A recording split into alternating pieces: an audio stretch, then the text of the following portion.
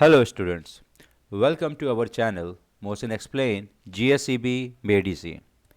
In this video, we are going to discuss chapter number 6 World After 1945, Subject Social Science, Standard 9th. So now हम लोग इस chapter को short में समझने वाले हैं. चलिए स्टार्ट करते हैं हम लोग. सो द फर्स्ट पॉइंट हम लोग ने थोड़ा सा यहाँ पे जो लास्ट चैप्टर है चैप्टर 5th उससे थोड़ी इंफॉर्मेशन ड्राइव करी है. जैसे India solve the ट्रेमेंडस problem of their rehabilitation and restoration very skilfully and patiently. जब इंडिया आज़ाद हुआ तब इंडिया पूरी तरीके से इंडिया नहीं था. हमारा जो पूरा देश था वो अलग अलग प्रोविंसेस साम्राज्य में बटा हुआ था. उस वक्त देखा जाए तकरीबन नियरली अबाउट हमारे देश में 562 साम्राज्य थे. सो इंडिया के जितने भी जो बड़े बड़े लीडर्स थे, हमारे prime minister, home minister, president, उन्होंने बड़ी आसानी से और बहुत ही ज़्यादा सोच समझ के हमारे इंडिया को वापस से सबको ज्वाइन किया, यूनियन बनाया और बहुत ही सब्र के साथ एक यूनियन ऑफ इंडिया क्रिएट किया. The Deputy Prime Minister and the Home Minister Sardar Vallabhbhai Patel merged about 562 small and big princely state of India into Indian Union. सो इस तरह से जो हमारे डेप्यूटी प्राइम मिनिस्टर और जो होम मिनिस्टर थे वल्लभ भाई पटेल, उन्होंने सारी रियासतों को मिलाया, राज्य बनाए और इंडियन यूनियन बनाया. अब इसमें हमें सरदार वल्लभ भाई पटेल की स्ट्रॉन्ग डिटर्मिनेशन, उनकी जो एकाग्रता, आयरन लोहे जैसा उनका विल, डिप्लोमेटिक, राज्यों से बात करना, उनको मनवाना और फिर उसके बाद इनकी सारी प्रॉब्लम को सॉल्व किया. देन यहाँ पे अब आते हैं हम लोग हमारे चैप्टर पे, चैप्टर नंबर 6. नाउ सबसे पहले जब वर्ल्ड वॉर एंड अप हुआ तो यहाँ पे एक यूनाइटेड नेशन ने एक चार्टर क्रिएट किया. यूनाइटेड नेशन चार्टर का मतलब समझा जाए अ ग्रुप ऑफ लॉ या ग्रुप ऑफ कंट्री या ग्रुप ऑफ पीपल, तो उसको हम लोग चार्टर कहेंगे. तो यहाँ पे यूनाइटेड नेशन जब फॉर्म हुआ तो उन्होंने अपने कुछ रूल्स रखे. जैसे अब यूनाइटेड नेशन का जो चार्टर है, स्टार्ट विथ प्रियम्बल. प्रियम्बल क्या होती है? कोई भी संविधान होता है उसकी आत्मा होती है. जिस प्रियम्बल के बेस पे पूरे संविधान को बनाया जाता है उसको हम लोग प्रियम्बल कहेंगे. अब यहाँ पे गोल्स हैं, जो यूनाइटेड नेशंस के गोल्स हैं, चलिए हम उनको जानते हैं. तो number 1, there is a determination to save the future generation from the pangs of all destructive war. सबसे पहला मकसद था जो आने वाली जो भविष्य की जो पीढ़ी हैं उन्हें जो जंग से होने वाली तबाही उनसे बचाना है. Here, emphasis has been laid on responsibility born out of international law and mutual understanding. सबसे पहले तो हमें यह कोशिश करनी है कि सभी राज्य, सभी देशों के बीच में एक जिम्मेदारी की लानी है. और दूसरा, वो दुनिया के जो भी इंटरनेशनल कानून जो बनाए हैं उनको समझना है, उनको फॉलो करना है और सबको मिलकर उसे चलाना है. Number 2, emphasis has been laid on developing tolerance. सबसे पहले कोशिश करनी है कि हमें लोगों के अंदर, देशों के अंदर एक बर्दाश्त करने की ताकत लानी है, mutually, so that whole world develop socially. ताकि अगर हम बर्दाश्त करेंगे, हम पेशेंस दिखाएंगे तो हम सब साथ में डेवलप हो पाएंगे सामाजिक तौर पे. Economic, social, cultural problem should be solve with the intervention of United nation. अब जिस देश के अंदर इकोनॉमिक प्रॉब्लम चल रही है, जो देश में सामाजिक प्रॉब्लम चल रही है, जो देश में कल्चरल प्रॉब्लम चल रही है, वो यूनाइटेड नेशन अपने इंटरवेंशन यानी इंटरफेरेंस करके उस प्रॉब्लम को सॉल्व करेगा. एंड जो ह्यूमन राइट्स हैं, इंसानी अधिकार हैं, एज वेल एज जो उनकी बेसिक आज़ादी है, should be disseminated irrespective of caste, language, gender और रिलीजन. उनको आज़ादी मिलनी चाहिए अपनी जाति को लेके, अपनी भाषा को लेके, अपने जेंडर और अपने धर्म को लेके. ये तरीके से उन्होंने कुछ बेसिक लॉज बनाए. Number 4, lastly, appeal to all the nation for cooperation to achieve this object. और सबसे आखिरी में उन्होंने ये सभी देशों से अपील करी कि ये जो हमारा मकसद है हमें उसको हासिल करना है. नाउ दस United nation charter conclude the dismissal of war and constant urge for piece is the main objective of United nation. So United nation की जो चार्टर हैं, सबसे पहले तो यही अपील करी कि हमें किसी भी सूरत में जंग नहीं लड़नी है, हमें हमेशा शांति बना के रखनी है, जो यूनाइटेड नेशन का मकसद है. अब ऑब्जेक्टिव ऑफ यूनाइटेड नेशन. और यूनाइटेड नेशन क्यों बना? जब कोल्ड वॉर स्टार्ट हुआ, जो 1945 से लेकर 1962 ये रशिया और अमेरिका के बीच में चला था, क्योंकि जब वर्ल्ड वॉर ख़त्म हुआ तो रशिया और अमेरिका सुपर पावर बनकर आए थे. Though the world war two got over a result into a creation of America and Russia as super power while taking the place of England and France. अब world war के पहले अगर देखा जाए, England और France ये दो महाशक्ति थी पूरी दुनिया की, लेकिन वर्ल्ड वॉर टू के दौरान और वर्ल्ड वॉर ख़त्म हुआ तब इंग्लैंड और फ्रांस वर्ल्ड वॉर टू की वजह से बुरी तरीके से बर्बाद हो गए थे.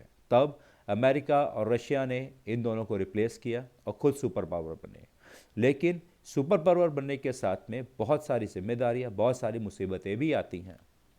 A strong competition between the super power, और बहुत ज़बरदस्त कंपटीशन होने लगा दोनों सुपर पावर जो अमेरिका और रशिया थे. अब इनके बीच में कंपटीशन क्या था कि ये अपनी सुप्रीमेसी, यानी हम ज़्यादा पावरफुल हैं, पूरी दुनिया में साबित करना चाहते थे. और ये भी हुआ ठीक आफ्टर सेकेंड वर्ल्ड वॉर के बाद. The power was centralize between two poles. अब ये जो ताकत थी सुपर पावर की, ये दो तरफा, पूरी तरीके से दो तरफा बटी. ऐसा भी नहीं कि 3 देशों में बटी, 4 देशों में, 10 देशों में, नहीं, 2 देशों में बट गई थी, जो कि थे अमेरिका और रशिया. इसीलिए ये टाइम को बाइपोलर वर्ल्ड कहा जाता है. बाइपोलर वर्ल्ड मतलब दुनिया पूरी दो हिस्से में, एक नॉर्थ पोल और एक हमारा साउथ पोल. जिस तरह से दुनिया के दो एंड हैं, नॉर्थ पोल और साउथ पोल, उसी तरीके से पावर के भी दो एंड हो गए थे, एक अमेरिका और एक Russia. Owing to extremely tense relation between two power block, this phase is known as Cold War phase. अब ये जो ज़बरदस्त टेंशन, एक्सट्रीम टेंशन, कभी भी जंग हो सकती थी, इस तरीके के माहौल जो दो ब्लॉक के बीच में था, इसको हम कोल्ड वॉर फेस कहेंगे. There was a basic change in the relation among powerful nation of the after World War. बहुत बेसिक से बदलाव आए थे इन दोनों के रिलेशन में, कुछ ज़्यादा बड़े बदलाव नहीं आए थे. अब वो जैसे America and Soviet Union who had once allied and fought against the Nazi Germany and fascist Italy. अब अमेरिका और सोवियत यूनियन जो कि एक बहुत वर्ल्ड वॉर के टाइम पे बहुत ही अच्छे दोस्त थे, उन्होंने साथ में जंग भी लड़ी, जर्मनी के सामने, इटली के सामने, और दो लीडर, सुपर पावर लीडर बन के सामने आए. लेकिन कोल्ड वॉर के दौरान दोनों ही बढ़ गए. After the war the Soviet union Russia capture the eastern part of Germany.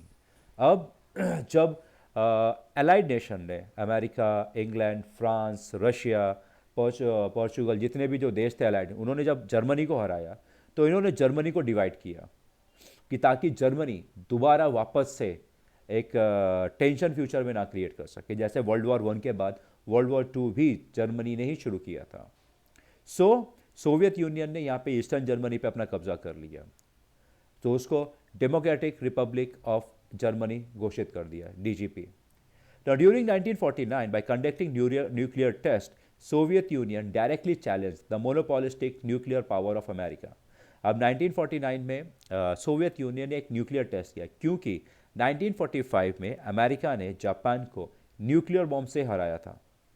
So America की उस वक्त मोनोपोली बन गई थी कि वही एक देश था जिसके पास न्यूक्लियर बम था. अब इस मोनोपोली को ख़त्म करने के लिए रशिया ने भी 1949 में 4 साल के बाद न्यूक्लियर टेस्ट कंडक्ट किया सक्सेसफुली, और इस मोनोपोलिस्टिक पावर को बदल के रख दिया. One of the most important aspects of the confluence of the ideology was mutual distrust and sense of doubt on the intention of the rival group. एक जो सबसे बड़ा जो पहलू था, ये जो आइडियोलॉजी, जो रशिया और अमेरिका की जो सोच से कोई फ़र्क नहीं था, पर लेकिन इन दोनों को एक दूसरे पे भरोसा नहीं था. हमेशा शक करते थे कहीं अमेरिका हम पे हमला ना कर दें, या अमेरिका कोई प्लान तो नहीं बना रहा है. Owing to fear, out of mutual distrust and doubt, both power established their own military bases. अब जब इनको फिक्र हुई, टेंशन हुई, एक दूसरे पे भरोसा नहीं, डाउट नहीं, तो दोनों ने अपने अपने जो मिलिट्री ग्रुप दूसरे देशों में बनाना चालू कर दिया कि अगर अमेरिका या रशिया इनको किसी भी तरफ से हमला करे तो ये मिलिट्री ग्रुप जो बेसेस है वो उनको रोक सकेगा. सो यहाँ पे अभी तक जिसको हम लोग ने पढ़ा, हम ये समझ सकते हैं the cold war which was meant for the dominance over the world give rise to a fierce competition among super power. अब ये जो शीत युद्ध था, ये जो कि एक तरीके से देखा जाए डोमिनेंस, पूरी दुनिया पे राज करने का जो था, उसका नज़रिया ही बदल गया. उसका मतलब क्या हुआ, अब एक कंपटीशन दो देशों के बीच में अपने आप को सुपर पावर कहलाने का। And for the sake of the dominance armament race was given high priority. अब ये जो अपनी राजाशाही, ये जो अपनी ताकत बरकरार रखने के लिए दोनों देशों के बीच में हथियारों की होड़ लग गई। America had used atom bomb for the first time on two cities of Japan, namely Hiroshima and Nagasaki 1945। America ने जिस तरह से एटम बम का इस्तेमाल किया था जापान की सिटीज़ पे, हिरोशिमा और नागासाकी में, this way America prove is supremacy. इस तरह से अमेरिका ने अपनी सुप्रीमेसी प्रूव करी। With in the next 4 years, the Soviet Union too proved its capacity of making atom bomb by conducting a nuclear test। इसी तरह से सोवियत यूनियन ने भी प्रूव करा एटम बॉम्ब का टेस्ट करके। यहाँ पे they created a power balance between the super power. उसी तरह से रशिया ने भी एक पावर बैलेंस क्रिएट कर दिया। नाउ उसके बाद सेकेंड इंसिडेंस हुआ जब दोनों देशों की आर्मी आमने सामने आ गई थी। क्यों? क्योंकि यहाँ पे एक क्यूबन क्राइसिस हुआ था। अब क्यूबन क्राइसिस क्या है? America declared blockade of the communist Cuba which was on south east. अब क्यूबा के ऊपर अमेरिका ने एक ब्लॉकेड डिक्लेयर किया, यानी जंग की तैयारी, क्योंकि ये अमेरिका के साउथ ईस्ट में पड़ता है और अमेरिका से लग के है। तो अमेरिका चाहता था कि क्यूबा के ऊपर डेमोक्रेटिक रूल हो, पर लेकिन क्यूबा जो है वो रशियन आइडियोलॉजी को फॉलो करता था, तो वो कम्युनिस्ट अपनाना चाहता था, लेकिन अमेरिका को ये पसंद नहीं था। To defend Cuba against possible attack of America, the Soviet Union set ship loaded with nuclear missile in the Caribbean sea. जब रशिया को ये पता चला कि अमेरिका क्यूबा पे हमला करने वाला है, तो वो उसके प्रोटेक्शन के लिए उसने अपने शिप्स भेजे जो पूरी तरीके से न्यूक्लियर मिसाइल से लदे हुए थे, और वो भी अरेबियन सी में। Caribbean sea, not Arabian. Now both super power threatened to each other to use nuclear weapon. अब दोनों सुपर पावर ने यहाँ पे एक दूसरे को धमकी देना चालू कर दिया, अगर आपने ये नहीं किया तो हम ये करेंगे, अगर आपने ये नहीं किया तो हम ये करेंगे। अब समझ लीजिए कि the world was almost on the verge of nuclear war. पूरी दुनिया जो है अब ये न्यूक्लियर वॉर की तरफ बढ़ रही थी। Finally the leader of America and Soviet union had talked on the hot line for the first time. पहली बार अमेरिका और सोवियत यूनियन ने दोनों ने हॉट लाइन पर पहली बार बात करी और इस मैटर को सुलझाया और जंग टाल दी। द वर्ल्ड एपिसोड, अब ये जो पूरा हादसा था इसको क्यूबन क्राइसिस कहा जाता है। This episode is very important in episode in the world politics. Politics के इतिहास में पूरी दुनिया में सबसे इंपॉर्टेंट चैप्टर ये था। क्यों? क्योंकि इस क्राइसिस के बाद, इस हादसे के बाद, दो सुपर पावर ने एक दूसरे के साथ बातचीत करना स्टार्ट किया। America, the Soviet Union, the Britain agreed on maintaining control over nuclear production, experiment and proliferation. यहाँ पे अमेरिका, सोवियत यूनियन और ब्रिटेन तीनों एग्री हुए कि वो अपने न्यूक्लियर प्रोडक्शन पे कंट्रोल रखेंगे, टेस्ट नहीं करेंगे, उनका इस्तेमाल नहीं करेंगे और प्रॉफिट के लिए नहीं करेंगे। This agreement is known as partial nuclear test ban treaty. इसके तहत कोई भी कंट्री अब न्यूक्लियर टेस्ट नहीं करेगा। But France and China refuse this treaty. France और चाइना ने इस ट्रीटी को रिफ्यूज़ कर दिया। India has always welcome this treaty but it is always a supporter of disarmament. India ने हमेशा ऐसी ट्रीटियों का वेलकम किया है, बट लेकिन वो एक तरीके से यहाँ पे सपोर्ट कर रहे थे इंडिया को कि ये न्यूक्लियर ही ख़त्म कर दिया जाए, दुनिया में न्यूक्लियर जैसे बम होने ही नहीं चाहिए। India and Pakistan achieved independence in 1907। अब इंडिया और पाकिस्तान ने यहाँ पे अपनी आज़ादी 1947 में हासिल की। In the same way Britisher countries like Sri Lanka, Myanmar got independence in 1948। जिस तरह से इंडिया ने आज़ादी हासिल करी, उसी तरीके से ब्रिटिशरों से श्रीलंका, म्यांमार ने भी आज़ादी हासिल करी 1948 में। इंडोनेशिया को आज़ाद कराने में यूनाइटेड नेशन का महत्वपूर्ण रोल रहा है, जिसने अपनी 1949 में आज़ादी हासिल करी। Asian countries like Laos, Cambodia, Vietnam, उन्होंने भी अपनी आज़ादी हासिल करी और तब नेशन ऑफ अफ्रीका का राइज हुआ। During the tenure of 16 year, तकरीबन 16 साल के ये दरमियान, बहुत सारे देश 1951 से लेकर 1966 के बीच में 40 के आसपास छोटे बड़े देशों ने अपनी आज़ादी हासिल करी। Some new nation adopted the policy not to align with any of the two power block and military block. कुछ देश थे, जो नए देश अभी आज़ाद हुए थे, उन्होंने एक पॉलिसी अपनाई कि वो किसी भी पावरफुल देश के साथ में नहीं जाएंगे। They decided that they would maintain equal distance with both block. उन्होंने फैसला किया कि वो दोनों ब्लॉकों के साथ सेम डिस्टेंस मेंटेन करेंगे। दीज नेशन वर आइडेंटिफाई, अब ये नेशन को नाम दिया गया नॉन अलाइंड नेशन, और इन्होंने जो पॉलिसी अपनाई थी फॉरेन पॉलिसी, उसका नाम था non alignment policy. The organization was founded in Belgrade in 1961। अब ये जो नॉन अलाइनमेंट नेशन जो इन्होंने जो ऑर्गेनाइजेशन बनाई थी, ये बिलग्रेड में बनाई गई 1961 में, और इस मूवमेंट को नॉन अलाइनमेंट मूवमेंट नाम दिया गया। Under the leadership of prime minister Jawaharlal Nehru, the policies of non alignment were frame. अब इस पॉलिसी को फ्रेम करने में जवाहरलाल नेहरू का बहुत बड़ा हाथ था। इन दिस, सबसे पहले जब ये नॉन अलाइनमेंट पॉलिसी बनाई गई, इसके लिए काउंसिल बनाया गया। इसमें 23 देश एशिया के और 6 देश अफ्रीका के साथ में मिले हुए थे। Today more and more nations have joined the non-alignment movement. Union Summit was held in Kuala Lumpur on 13 May 2003. अब उस टाइम पे देखा जाए ज़्यादा से ज़्यादा देश इस मूवमेंट पे ज्वाइन हो रहे थे, और कोलालंपुर में इसकी मीटिंग कंडक्ट हुई थी, यूनियन समिट, जहाँ पे सब नॉन अलाइनमेंट देश आए थे, जो 13 मई 2003 को हुई थी। द नॉन अलाइनमेंट नेशन, जितने भी जो नेशन थे, उनकी जो पॉलिसी थी वो सक्सेसफुल रही। दुनिया की जो पॉलिटिक्स, जो राजनीति में जो इनका कॉन्ट्रीब्यूशन था, बहुत इंपॉर्टेंट, बहुत ज़बरदस्त रहा। Non-alignment was successful in showing off its moral impact for maintaining world peace। अब ये नॉन अलाइनमेंट ने बहुत ज़बरदस्त प्रभाव दिया अपना दुनिया में शांति, जंग रोकने के लिए, इंसानियत को बचाने के लिए, देशभक्ति, along with it super power adopting the attitude of disarmament. जो पूरा जो शक्तिशाली देश थे, उन्होंने डिसआर्ममेंट का एटीट्यूड भी अपनाया, यानी हथियार नहीं बनाना है। Germany was the main cause behind the both the world war. It face humiliating defeat in world war 2।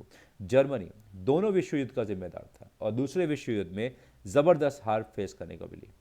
And all it state administration and economic collapse completely, और बहुत ज़बरदस्त तरीके से इनका जो एडमिनिस्ट्रेशन और जो अर्थव्यवस्था धड़ाम से गिर गई। There was not a single large party left in the world of Germany that could rule the nation. कोई भी सिंगल इतनी बड़ी पार्टी नहीं थी जो देश को चला सके। The defeated Germany was divided into 4 administrative segment. अब जो हारा हुआ जर्मनी था, उनको 4 पार्ट में डिवाइड किया। The Soviet army in the later phase of the war had captured the eastern part of Germany. और जो सोवियत यूनियन की जो आर्मी थी, उनका रेड आर्मी था, लेटर फेज में आखिरी में उन्होंने ईस्ट जर्मनी पे कब्जा किया। अमेरिका ने southern western part of Germany पे कब्जा किया। फ्रांस ने अपने जो उसके बॉर्डर पे जो जर्मनी का हिस्सा था उस पर कब्जा किया। ब्रिटेन तो जो बेल्जियम और हॉलैंड को जो बॉर्डर पे है, यानी ब्रिटेन उन राज्यों को उस एरिया को हैंडल करेगा जो बेल्जियम और हॉलैंड के साथ बाउंड्री शेयर कर रहे हैं। America, France and Britain start thinking about certain alternative arrangement. यहाँ पे ये तीनों देशों ने जर्मनी को एक अलग नज़रिए से देखना चालू किया और वहाँ पे डेवलपमेंट लाने का सोचा। America and other western country establish federal republic of Germany. America और दूसरे यूरोपियन कंट्रीज, उन्होंने फेडरल रिपब्लिक ऑफ जर्मनी करा, जो अमेरिका, ब्रिटेन और फ्रांस संभाल रहे थे। On other side, Soviet Union also declare East Germany as a democratic republic of East Germany. उन्होंने जर्मनी को ये नाम से बुलाना चालू किया।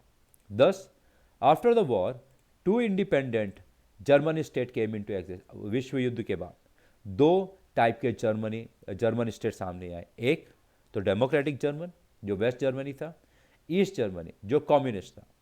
जर्मनी 3 वेस्टर्न सेगमेंट वर यूनाइटेड। अब जो जर्मनी के जो तीनों, जो अमेरिका, फ्रांस और ब्रिटेन के पास जो हिस्सा था, इन्होंने मिला दिया एक, और इस तरीके से the 3 administrative segment of Berlin also United. तो जो बर्लिन, जो जर्मनी की राजधानी थी, वो भी एक हुई। In reaction to this, Soviet Union in 1948 declare Berlin blockade. अब जब ये देखा कि बर्लिन को जब कंबाइन कर रहे हैं, तो सोवियत यूनियन ने बर्लिन ब्लॉकेड को डिक्लेयर कर दिया। बर्लिन ब्लॉकेड यानी एक आपातकालीन स्थिति। This resulted into ट्रेमेंडस tension between Soviet union and western countries. अब यहाँ पे जब बर्लिन ब्लॉकेड डिक्लेयर किया, तो इस वक्त सोवियत यूनियन और वेस्टर्न कंट्रीज में बहुत ज़बरदस्त टेंशन बढ़ गई थी। लेटर ऑन इस टेंशन को ख़त्म करने के लिए बर्लिन को 2 पार्ट में डिवाइड किया और पूरे बर्लिन के बीच में तकरीबन 42 किलोमीटर लंबी दीवार और तकरीबन 10 से 15 मीटर ऊंची दीवार क्रिएट कर दी, ताकि कोई ईस्ट बर्लिन से वेस्ट बर्लिन ना जा सके। तभी एक और बहुत बड़ा चैप्टर वर्ल्ड के इतिहास में हुआ, सोवियत यूनियन डिसइंटीग्रेट है, सोवियत यूनियन टूट गया, क्योंकि सोवियत यूनियन तकरीबन 15 देशों से मिलकर बना था। अब 15 देशों में से 14 देशों ने विद्रोह कर दिया आज़ादी हासिल करने के लिए। विद्रोह के साथ में उस टाइम पे जो राजनीति में जो बदलाव आ रहे थे वो बहुत ही ज़्यादा महत्वपूर्ण थे। जैसे सोवियत यूनियन में नए प्राइम मिनिस्टर जो आए थे, जो कि बहुत ही ज़्यादा लिबरल थे। अब now as a consequence on 3rd 1990 both the German united. अब जब सोवियत यूनियन टूटा, सोवियत यूनियन कमज़ोर बन गया। अब 3 अक्टूबर 1930 को जो जर्मनी जो अलग अलग था, ईस्ट जर्मनी और वेस्ट जर्मनी, वो मिलकर एक जर्मनी बन गए। People considered demolition of the Berlin Wall as the end of the Cold War era and celebrated the occasion wholeheartedly. अब जब ये हादसा हुआ, जब बर्लिन ब्लॉकेट ख़त्म हुआ, बर्लिन की दीवार गिराई गई, तो लोगों ने इसको वेलकम किया और ये समझा कि दैट अब कोल्ड वॉर, जो शीत युद्ध अमेरिका और रशिया के बीच में था, वो ख़त्म हो गया। और इस इवेंट को बहुत ज़बरदस्त तरीके से सेलिब्रेट किया। Today unified Germany had turn out to be the strongest economic power in Europe. और आज के टाइम में तो जर्मनी जो है वो दुनिया का देखा जाए सबसे स्ट्रॉन्गेस्ट इकोनॉमिक पावर में एक है। After 1990 they have made tremendous effort to be the strongest economy nation in the last decade. 1990 के बाद से उन्होंने बहुत ज़बरदस्त तरीके से अपने देश को इकोनॉमिक तौर पर मजबूत किया। During the last decade of 20th century, यानी जब 20वीं शताब्दी एंड हो रही थी, यानी 1990 से लेकर 1999 के आसपास, उस वक्त सोवियत के जो प्राइम मिनिस्टर थे मिकेल गॉर्बाचोव, बहुत ही ज़्यादा लिबरल पॉलिसी रखते थे और उन्होंने ही सोवियत यूनियन को डिसइंटीग्रेट किया, यानी जो सोवियत यूनियन को ब्रेक किया। अब peaceful disintegration of Soviet union is considered the APEC मॉकिंग in the international politics.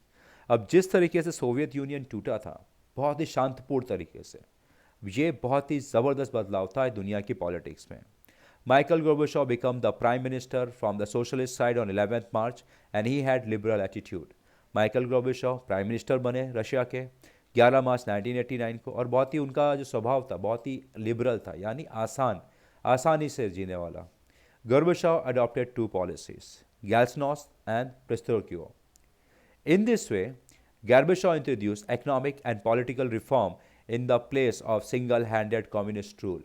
अब इस पॉलिसी के तहत गोर्बाचोव ने अपने रशिया को इकोनॉमिकली और पॉलिटिकली वापस से अपने आप को एकदम मजबूत कर लिया, जैसे वर्ल्ड वॉर के टाइम पे था।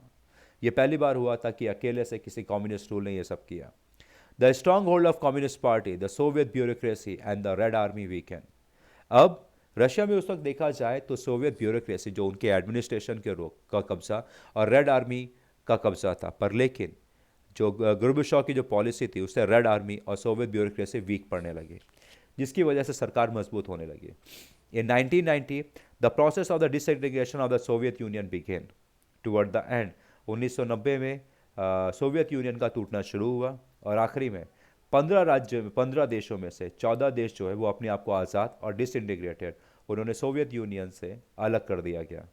और ये तकरीबन 2 साल ये प्रोसेस चला, दिसंबर 1991 तक। देन अब इंडिया में अगर देखते हैं, अब इंडिया की बात कर देते हैं। India has contributed significantly at the international level during its freedom struggle and after independence. आज़ादी के पहले भी उसने बहुत लड़ाइयाँ लड़ी और आज़ादी के बाद अपने आप को इंडिपेंडेंस रखने के लिए आज़ादी, डेवलपमेंट के लिए आज़ादी। India has always opposed imperialism, colonialism, even like racial discrimination. India ने हमेशा इम्पेरलिज्म, राजाशाही, कॉलोनियलिज्म, दूसरे देशों का रूल होना और रेशियल, कलर को लेकर भेदभाव को अपोज किया है। It has supported movement opposing such evil, और हमेशा से ऐसे मूवमेंट को सपोर्ट किया है जो उस मूवमेंट ने हमेशा से इस चीज़ का विद्रोह किया है। India has always remained active in the formation of United nation, और इंडिया ने हमेशा यूनाइटेड नेशन के फॉर्मेशन में मदद करी है और सारी एक्टिविटी में एक्टिवली पार्ट लिया है। India has personally emphasized on the need of disarmament to achieve world peace and security, और इंडिया ने हमेशा से यह आग्रह किया है कि हमें हथियार नहीं बनाना चाहिए, जो भी जानलेवा हथियार, न्यूक्लियर वेपन्स, उनको ख़त्म कर देना चाहिए ताकि दुनिया में शांति और सिक्योरिटी बनी रहे। World peace has permanently remained India's primary concern for it foreign policy. India की फॉरेन पॉलिसी में हमेशा ये रहा है कि पूरी दुनिया में शांति बनी रहे। India has always remained active to achieve an atmosphere of cooperation. India ने हमेशा से ये कोशिश करी है कि एक भाईचारे का, भरोसे का और एक दूसरे को समझने का माहौल बना रहे। अब हम लोग समझते हैं यहाँ पे relation between India and US. Both India and US are democratic countries. पहले तो दोनों डेमोक्रेटिक कंट्री हैं, जिसकी वजह से बहुत सारी सिमिलैरिटी हैं। Apart from having a lot of similarity, there has been a lot of up and downs in the relationship. भले ही दोनों में बहुत सारी समानता हैं, पर लेकिन बहुत बार इनके रिश्तों में उतार चढ़ाव आए हैं। अगर seriously taken seriously, certain sanction were impose against India and US aided financially and technically. India ने बहुत बार यूएस ने बहुत बार इंडिया के ऊपर सैंक्शन लगाए हैं, पैसों की मदद से और टेक्नोलॉजी की मदद से। नाउ लेकिन 2001 के बाद there has been a remarkable change in the relation between both countries after terrorist attack on New York. New York पे जब आतंकवादी हमला हुआ था, उसके बाद से यूएस और इंडिया के रिलेशन बदल से गए। कैसे? The Soviet union has helped. Soviet union ने भी यहाँ पर इंडिया की बहुत ज़बरदस्त मदद करी है, इस्टेब्लिशिंग हैवी एंड की इंडस्ट्री, जैसे हमारी iron steel industry, mineral industry, जो हर देश की बैकबोन होती है। Soviet union had taken India side. Soviet union ने हर बार इंडिया का पक्ष लिया हुआ है, जम्मू कश्मीर मामले में हो या किसी भी मामले में। और they also have often exercise their veto power in the United Nations Security Council to see that proposal against India pertaining to Jammu Kashmir issue should not pass. अब यहाँ पे सोवियत यूनियन ने बहुत बार वीटो पावर का भी इस्तेमाल किया। United nation security council में ये प्रपोजल भी बहुत बार अगेंस्ट इंडिया लाया गया जम्मू और कश्मीर को लेके, पर लेकिन वीटो पावर के तहत उसको पास नहीं होने दिया। इस तरह से हमें पता चलता है Russia and India has a very close relation, बहुत ही फ्रेंडली रिलेशन है।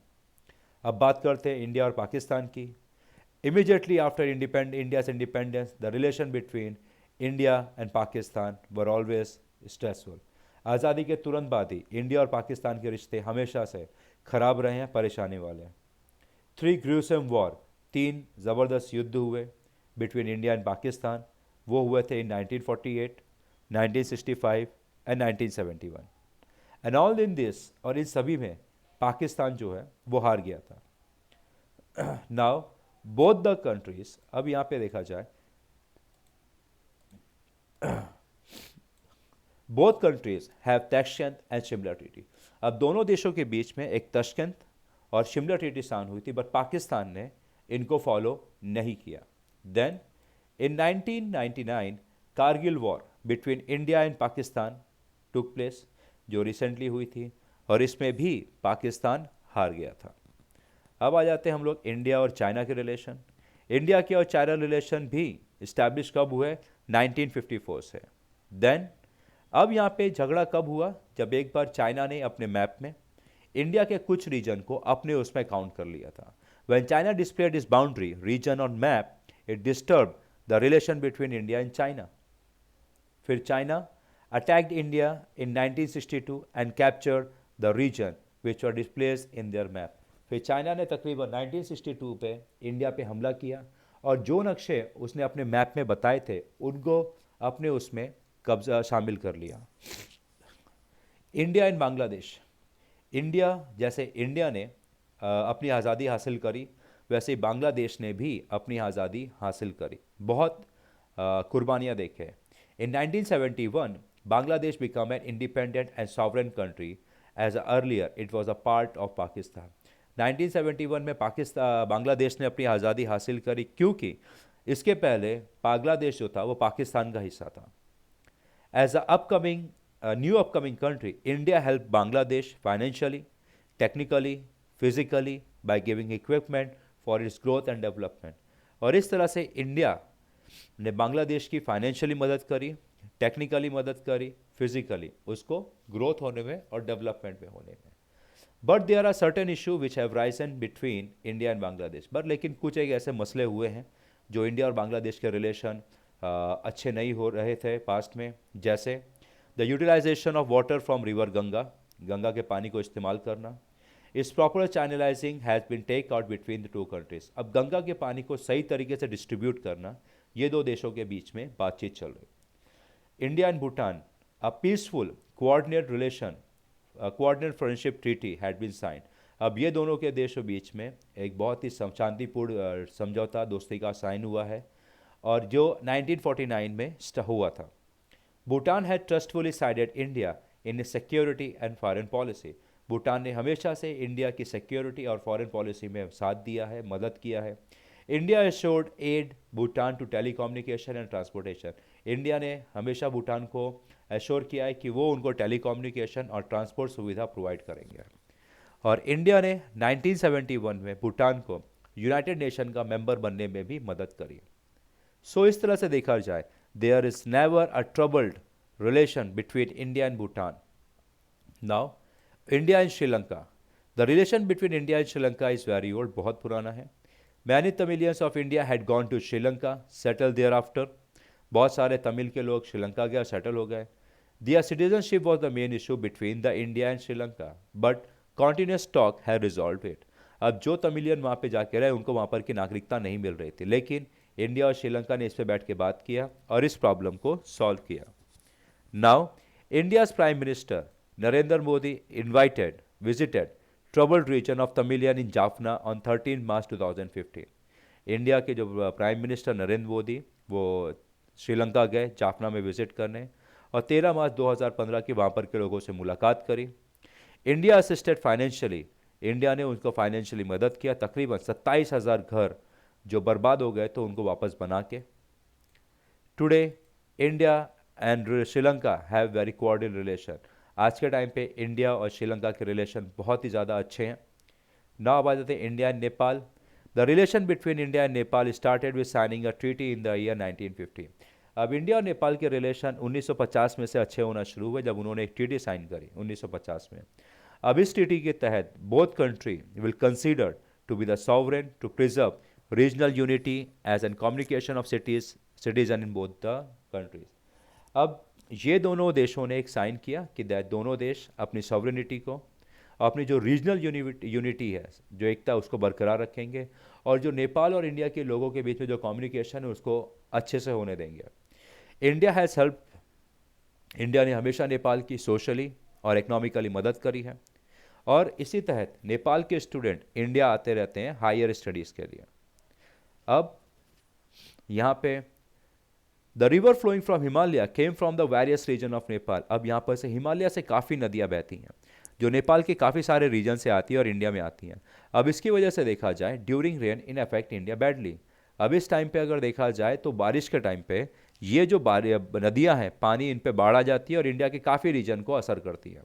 To stop the flood due to the rees river talk have begun between two countries. अब इस बाढ़ को रोकने के लिए इंडिया ने नेपाल के साथ में बातचीत करना चालू किया है. नाउ अब आते हैं हम लोग relation between India and Afghanistan. India has a very friendly relation. India का फ्रेंडली रिलेशन रहा है हमेशा अफगानिस्तान से. India has large heartedly contributed in the reconstruction of Afghanistan. और इंडिया ने बहुत बड़े दिल के साथ में अफगानिस्तान को वापस से बसाने की कोशिश करी है, जैसे construction, health system, education system. और इंडिया ने हमेशा इकोनॉमिक और सोशल डेवलपमेंट के तहत हमेशा फाइनेंशियली मदद करी है. ड्यूरिंग नेचुरल कैलेमिटी, जब भी कुदरती आफत आई है, इंडिया ने हमेशा फाइनेंशियली मदद करी है. The construction of Afghanistan parliament building is beginning done by India. वहाँ पर की संसद जो इंडिया की तरफ से तोहफा था वो भी बनवाना शुरू कर दिया था. India Myanmar. अब इंडिया और म्यांमार का देखते हैं. जिस तरह से इंडिया ने 1947 में आज़ादी हासिल करी, उसी तरह से म्यांमार ने भी अपने 1948 में अपनी आज़ादी हासिल करी. इंडिया और म्यांमार के रिलेशन भी बहुत अच्छे हैं. आज़ादी के बाद इनके रिलेशन और भी ज़्यादा अच्छे हो गए. For that time relation have been friendly. तब से रिलेशन दोस्ताना है. After independence Myanmar had demand financial aid from India. आज़ादी के बाद म्यांमार ने इंडिया के पास से काफ़ी बार पैसों की मदद मांगी है और India has helped them instantly because India want Myanmar to financial sound. और हर बार इंडिया ने भी उसकी पैसों से मदद करी क्योंकि वो चाहते थे कि इंडिया चाहता था कि म्यांमार भी अपने आप को पैसे से मजबूत रखे. Indian foreign policy is to have world peace and security. इसीलिए इंडिया की जो फॉरेन पॉलिसी वो दुनिया में शांति और सिक्योरिटी मेंटेन करना चाहती है. Further more Indian foreign policy assure friendly and coordinated relation with its neighbouring country. वो फिर भी फर्दर मोर उसके आगे इंडियन फॉरेन पॉलिसी ऐसी है कि वो अपने पड़ोसी देशों के साथ में रिश्ता हमेशा से अच्छा रखना चाहती है. So student, this question ends over here. If anyone having any doubt, आप मेरे कमेंट बॉक्स में मुझे कमेंट कर सकते हैं. और बहुत ही जल्दी इस वीडियो के एंड आपको डिस्क्रिप्शन बॉक्स में आपको इस चैप्टर के सभी क्वेश्चन आंसर के एक्सप्लेनेशन इन हिंदी लैंग्वेज में आपको मिल जाएंगे. Please check out. Thank you very much.